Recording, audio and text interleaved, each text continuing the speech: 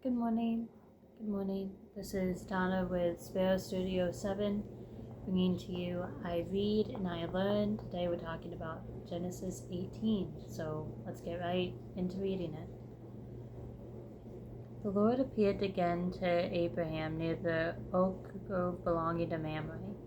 One day, Abraham was sitting at the entrance to his tent during the hottest part of the day. He looked up and noticed three men standing nearby. When he saw them, he ran to meet them and welcomed them, bowing low to the ground. "My lord," he said, "if it pleases you, stop here for a while. Rest in the shade of this tree while water is brought to wash your feet. And since you've honored your servant with this visit, let me provide some food to refresh you before you continue on your journey."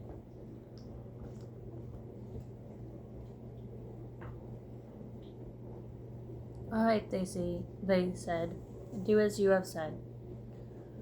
So Abraham ran back to the tent and said to Sarah, "Hurry, get 3 large measures of your best flour, knead it into dough, and bake some bread." Then Abraham ran out to the herd and chose a tender calf and gave it to his servant, who quickly prepared it. When the food was ready, Abraham took some yogurt and milk and roasted the meat. He served it to the men. As they ate, Abraham waited on them in the shade of the trees. "Where is Sarah, your wife?" the visitors asked. "She's inside the tent," Abraham replied. Then one of them said, "I will return to you about this time next year, and your wife Sarah will have a son." Sarah was listening to this conversation from the tent. Abraham and Sarah were both very old by this time, and Sarah was long past the age of having children. So she laughed silently to herself and said, "How could a worn-out woman like me enjoy such a pleasure, especially when my master, my husband, is also so old?" Then the Lord said to Abraham, "Why did Sarah laugh? Why did she say, 'Can an old woman like me have a baby?' Is there anything too hard for the Lord? I will return about this time next year, and Sarah will have a son." Sarah was afraid, so she denied it, saying, "I didn't laugh." The Lord said, "No, you did laugh." Then the men got up from their meal and looked out toward Sodom. As they left, Abraham went with them to send them on their way. "Should I hide my plan from Abraham?" the Lord asked.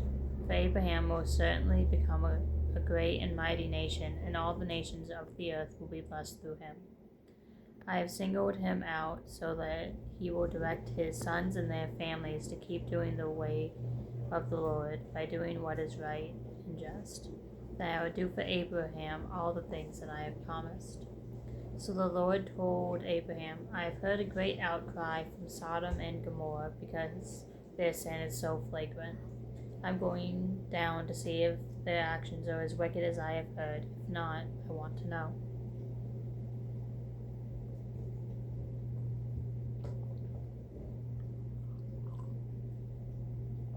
Sorry.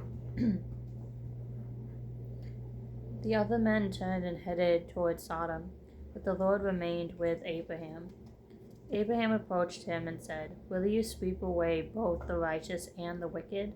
Suppose you find 50 righteous people living there in the city.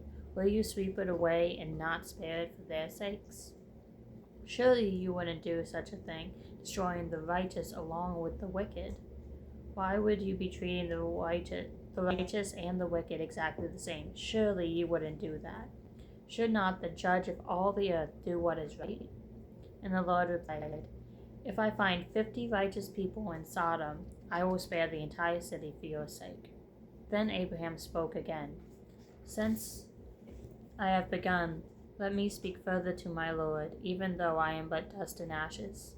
Suppose there are only 45 righteous people rather than 50. Will you destroy the whole city for lack of 5? And the Lord said, "I will not destroy it if I find 45 righteous people there." Then Abraham pressed his request further. "Suppose there are only 40. And the Lord replied, "I will not destroy it for the sake of 40. "Please don't be angry, my lord," Abraham pleaded. "Let me speak. Suppose there are only 30 righteous people found. And the Lord replied, I will not destroy it if I find 30. Then Abraham said, Since I have dared to speak, Lord, let me continue. Suppose there are only 20. And the Lord replied, Then I will not destroy it for the sake of the 20. Finally, Abraham said, Lord, please don't be angry with me if I speak one more time. Suppose only 10 are found there. And the Lord replied, Then I will not destroy it for the sake of the 10.